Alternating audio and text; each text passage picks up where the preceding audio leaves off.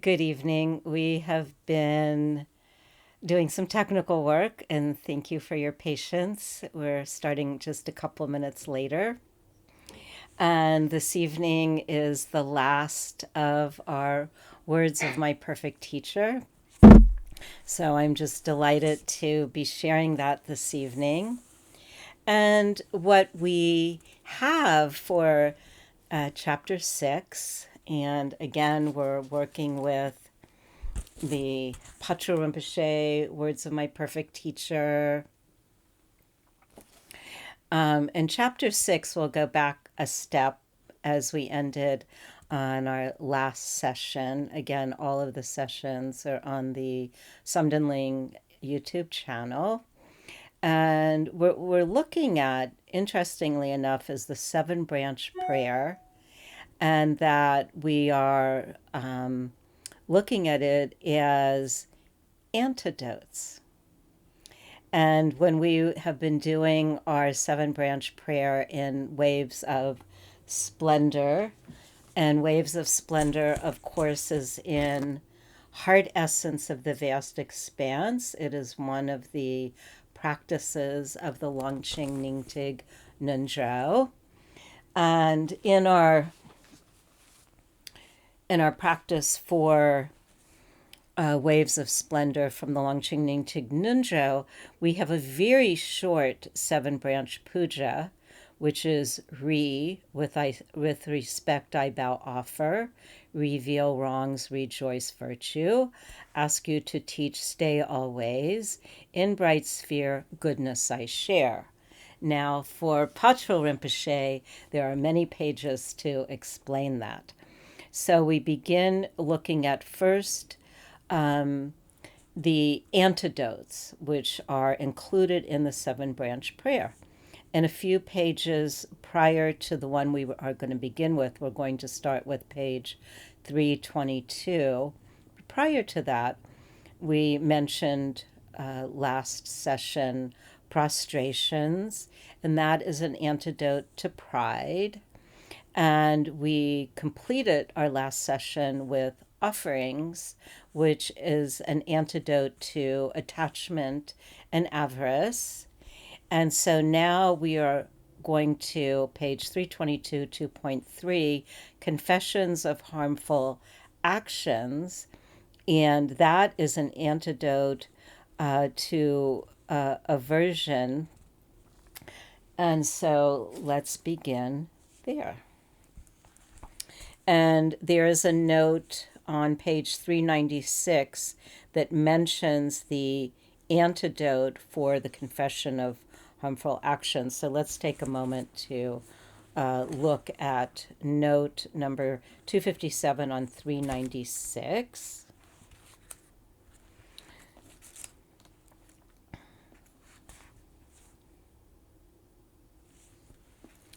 And so that note just says, the confession of negative actions is the antidote to aversion.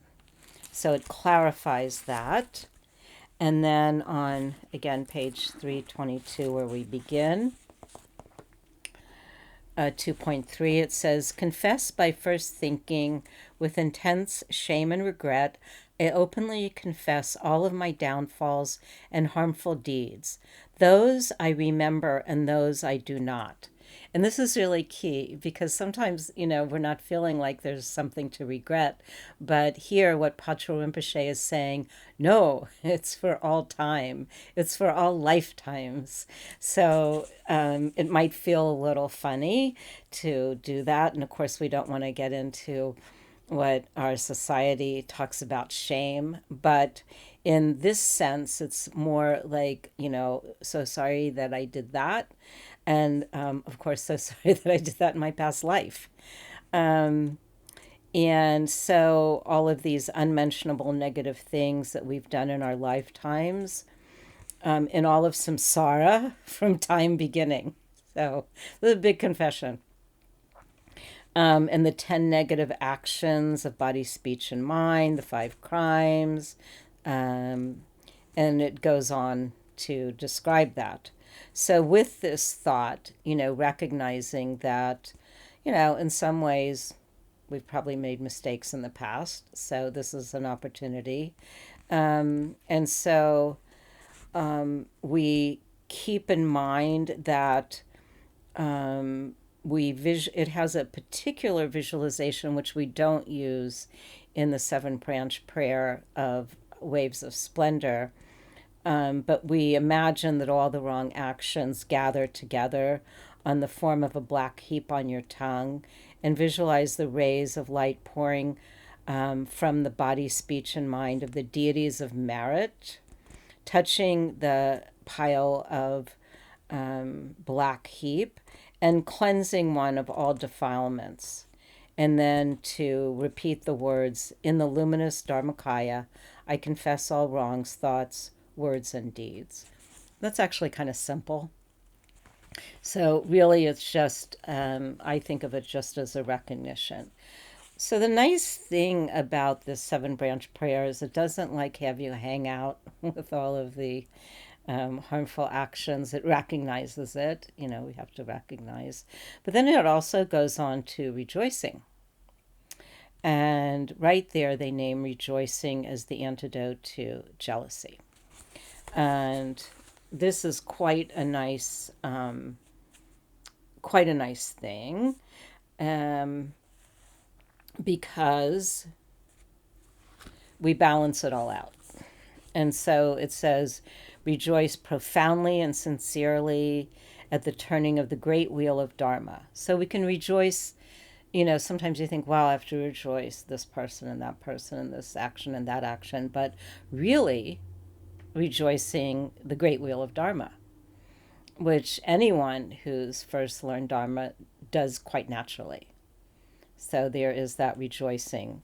And then there's rejoicing at the vast, powerful activities of bodhisattvas, and rejoicing of whatever good you yourself have done in the past, and doing in the present and are certain to do in the future. And just the italicized, I rejoice at all good actions, included in the two truths. So we rejoice at all positive actions.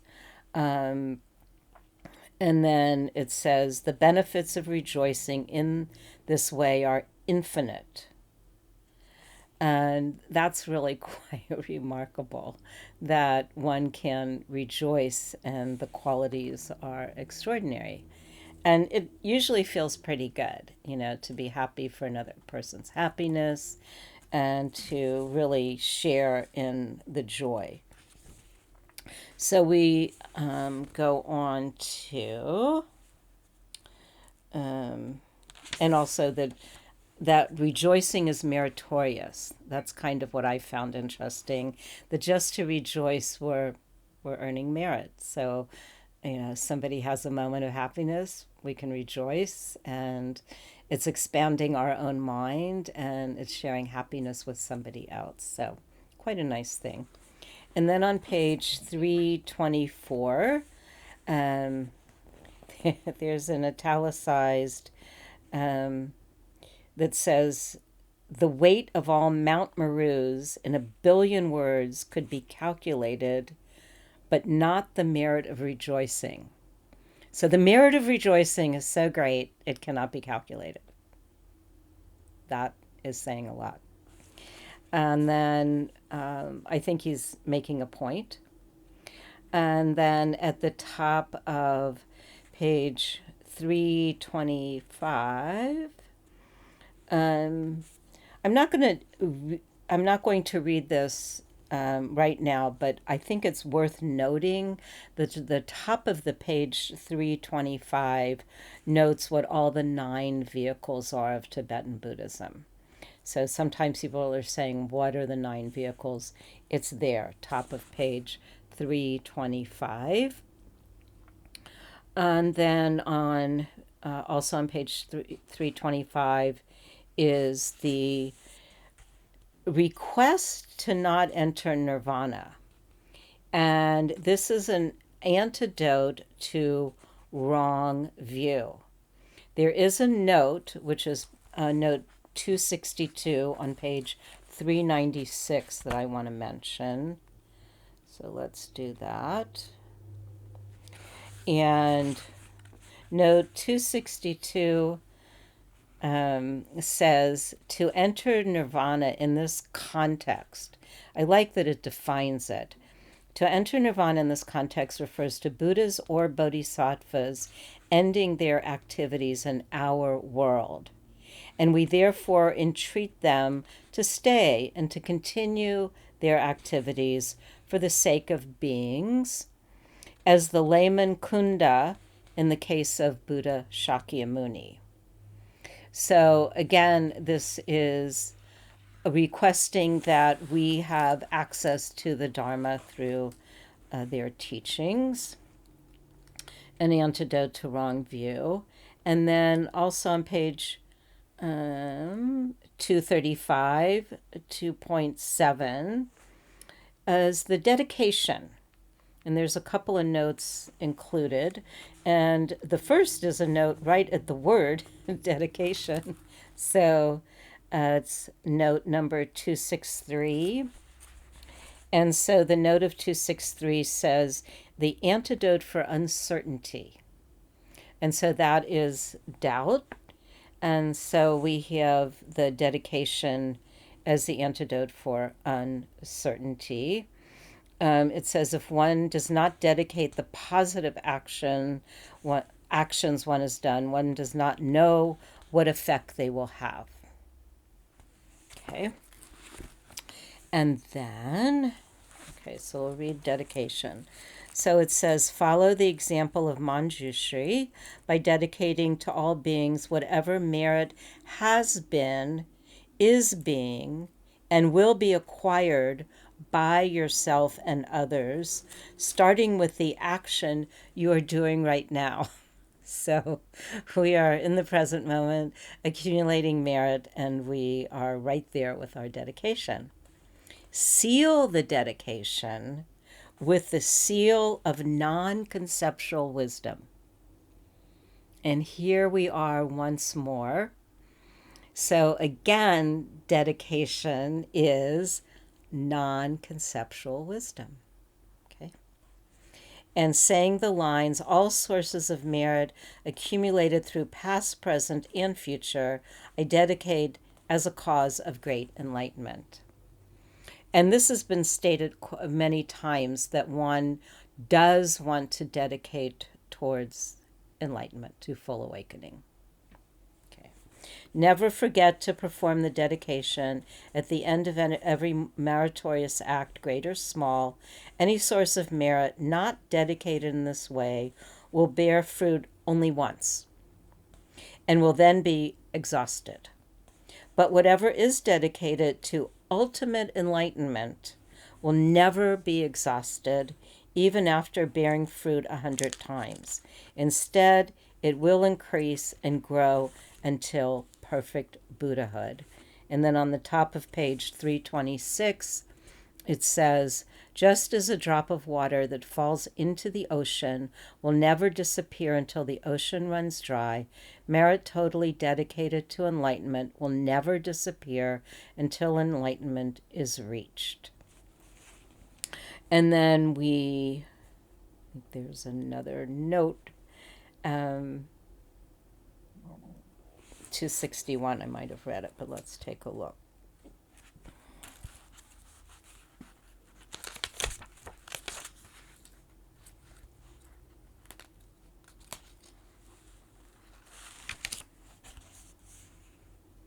Yeah, I think we've done that.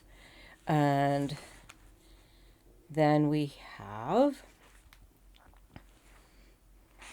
on page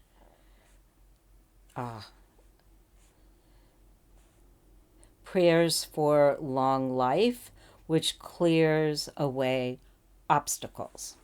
Okay, so we have our dedication, and then it also, I want to say this before we finish, go on to that, is no conditioned good actions have a direction of their own.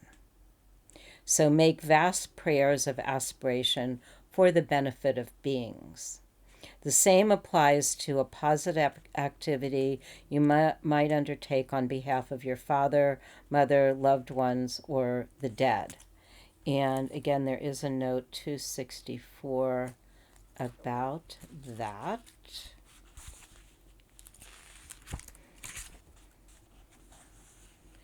So it says, note 264 on 396, if one performs an act of charity, for instance, without channeling one's intention through dedication and aspiration, that action is described without direction. There is no knowing what benefit will come of it. However, if one makes a wish, for instance, never to lack the necessities of life while practicing the Dharma, the action acquires a precise direction and will lead towards the desired goal.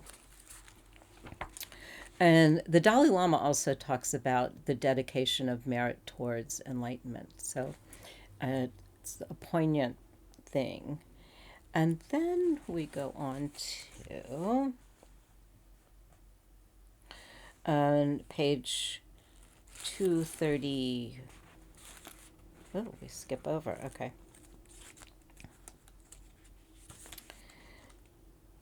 We go to the way of praying, which is praying with resolute trust. That is on page 328. And then their most important part is going to be on 329, and that is the taking the four empowerments. So we go through these steps, exhorting the Buddhas to turn the wheel of Dharma, requesting the Buddhas not to enter nirvana. These are on page 324, 325 that we've mentioned, the dedication that we have mentioned, and then we go on to praying with resolute trust, and that is really summed up on page 329, where it says, I rely on you, great lotus-born Lord. So we've been using Padmasambhava, and on page 329 it says, I rely on you, great lotus-born Lord. And next you concentrate on reciting the Vajraguru mantra, and we all know that. As an invocation. So the Vajraguru mantra is an invocation. And it says after every 100 repetitions, once again saying Precious Lord Guru. And it says halfway through the recitation, proceed to the invocation. And just when it says, I have no other hope. And we read about that no other hope in different portions of the Guru Yoga in the Nunjo. And then it's really just kind of expressing, and in the Waves of Splendor, we've become Vajrayogini, so Vajrayogini's connection to Padmasambhava, and so she's stating, I have no other hope. And then with the request, O Mighty One, purify me of the two obscurations. And so we're praying with resolute trust, which, as this word prayer, some people relate to, some people do not relate to, but I think if we can think of it as really an activity, as a connection, as a request for the connection, as a request for the blessings, then for those people who prayer, and we do have a note 266, we should probably look that up for that. Note 266, just to clarify that. Yes, so here we have the Tibetan, it's on page 396. As in most instances in this text, has been translated as prayer or praying. However, it should be understood in the deepest and widest sense in the English word, and perhaps with somewhat different connotations. It literally means to cast or hit. Hit meaning kind of hit the nail on the head. So that's kind of interesting. So it's not quite the same westernized word prayer, but it says it implies having a total reliance and trust on the infallibility and a determined undertaking. That to me is very suitable. And so I know that in these practices it says that you're praying and you're praying and you're praying, but really what you're doing is trusting the infallibility of the energy, of the dynamic. And so for myself, I think doing a practice with that spirit is more direct, but there are people who are very devotional, and the word prayer really indicates that and is absolutely appropriate. So it's important to look at this translation, note 266 on page 396, to help with that clarification. So the translation committee and Patrul Rinpoche, I think, do a nice job with this. Again, we're on page 329, taking the 4 empowerments. And let me look up my notes. So,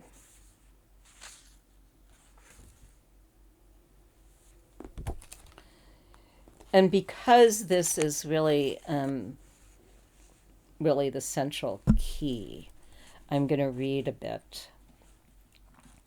So, when the time comes for requesting the accomplishments, receive the 4 empowerments by visualizing the syllable Om between the Guru's eyebrows, shining like a moon crystal. It emanates rays of light which penetrate the crown of your head, purify you of the effects of the 3 harmful physical actions of taking life, taking what's not given, sexual misconduct, and purify all obscurations, your channels which the body develops. And let's look at that one, page, note 269. Let's look at note 269. So note 269 says, after the union of the essence of the mother and father at the moment of conception, the wheel of manifestation forms. This wheel or chakra is located at the navel once the body is formed. From it appears the 3 principles, channels, which subsequently divide into thousands of others. So, and then it says, see the glossary for the word channels. So again, what's happening is, and this has been mentioned in some of the other sessions that we've done, is that we are clearing the channels, and now we are bringing in the energy from Guru Rinpoche to also clear our channels. Great. Guru Rinpoche's eyebrows, shining like a moon crystal, emanates rays of light which penetrate the crown of your head and purify you the effects of the 3 harmful physical actions we just mentioned, and reciting the lines, the blessings of the Vajra body enter me, and think that the potential to attain the level of Nirmanakaya has been established in you.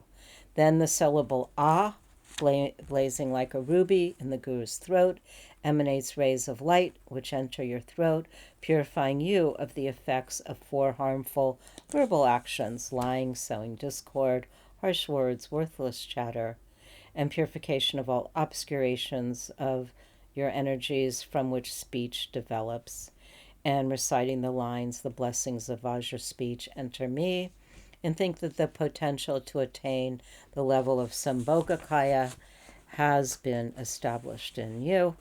Then the deep blue syllable whom in the Guru's heart emanates rays of light, which penetrates your heart, purifying you of the effects of the three harmful mental acts: covetousness, wishing harm on others, wrong view, purifying all obscurations, your essence, from which mental processes develop. Reciting the lines, the blessings of Vajra mind, enter in me, and think that the potential to attain the level of Dharmakaya has been established in you. And then from the whom, in the teacher's heart, a second whom, like a shooting star, streaks down, mixes completely with your own mind, purifying all karmic and conceptual obscuration, the ground of all, which is what underlies body, speech, and mind, reciting the lines, the blessings of Vajra, primal wisdom, enter me now. And think that from that moment, the potential to reach the ultimate fruit, the level of Swabhavakaya, is established within you. Finally merge your own mind completely with the teacher's mind. Remain in that state. At the end of the session, recite with devotion, ardent longing the prayer, when my life comes to an end, grant my wishes, I pray. So this is very particular to Tibetan Buddhism, that we are working with the blessed energies of Guru Rinpoche, who is considered the embodiment of all the wisdom of all the Buddhas, and having some kind of a resolute connection of either feeling or sensing or just being open to. If you don't know Guru Rinpoche, And so what is this ancient practice? And just say, we'll try it out. And then it says Guru Rinpoche smiles. I don't know, maybe. His eyes filled with compassion. And from his heart, a ray of warm red light beams out. The moment it touches you, up to now, you still visualize yourself as Vajrayogini. You are transformed into a sphere of red light the size of a pea, which shoots up towards Guru Rinpoche like a crackling spark, and dissolves into his heart. Rest in that state, then seeing everything that exists as the manifestation of the teacher. Conclude by reciting the dedication verse. By the merit of this practice, may I quickly attain the level of the glorious teacher, my protector. And then over on page 331, there is an italicized, it says, as I walk, I take all perceptions as the path. That is how to walk, letting the sixth consciousness liberate themselves. And let's read that note, 271. 271. At this level, taking perceptions as the path means experiencing them without any concept of an intrinsic reality of either perception or perceiver. That's pretty profound. And the sixth consciousness and their objects become ungraspable, like space. They no longer give rise to attachment and thus are no longer a source of suffering. This is a very deep goal, and it could be another way where we say non-attachment, but it's kind of deeper than that. It's a realization of this particular level of path. So then back on page 331, it says, as I rest in unaltered naturalness. That is the essential and absolute way to rest. As I eat the food of emptiness. That is how I eat without any dualistic notion. As I drink the water of mindfulness and vigilance. That is how to drink unceasingly. And then it goes on to, at the bottom, it says, what is more, once you enter the secret mantra Vajrayana, it is essential to receive empowerments which mature and liberate. They repair violated and broken samayas, enable you to meditate on all paths. And then at the bottom, it says, in the secret mantra vehicle, there can be no accomplishment without empowerment. So some of us have had empowerment, some of us have transmissions. And so for Waves of Splendor, we've had transmissions.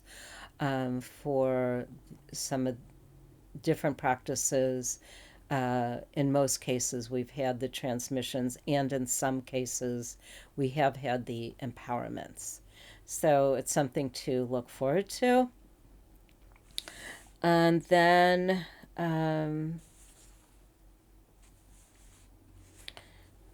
there's another point I wanted to go back to, which is this book, Words of My Perfect Teacher, which is also a commentary. This is a commentary on Patrul Rinpoche's book. It's somebody who was at the lectures of Patrul Rinpoche. And it's back to the Guru Yoga. But he says that the offerings which are pure being are offerings of pure materials manifested using deity, mantra, and concentration. All the various methods for accumulating merit and wisdom are included in the seven branch prayer, and these can be further condensed into 3. And so now the 7 branch prayer has 3 parts of accumulation, purification, and increase. So the Guru Yoga piece was of increase, and then we know what accumulation is and we know what purification is. Prostrations and confessions of negative actions are the branches of purification. Rejoicing and dedication are the branches of increase, and the remaining 3 are the branches of accumulation. So just know that when we are doing the 7 branch offering, we are doing all of that. And then to further conclude, there's a lot that has been said about the 7 branch offering, but it's also important to remember that the nature of the 3 jewels is the enlightened mind. So we're always coming back to what is the essence of it all, and that we already have the enlightened mind. And so all of the practices that Patrul Rinpoche has given us, all of the practices of Waves of Splendor, this is coming at the entirety of our life and lifetimes, and also giving us a pathway to enlightenment, of which, remembering the nature of the 3 jewels is the enlightened mind, which we already have. Okay, so with that, I want to thank you for the evening and to share a bit as we turn off the recorder.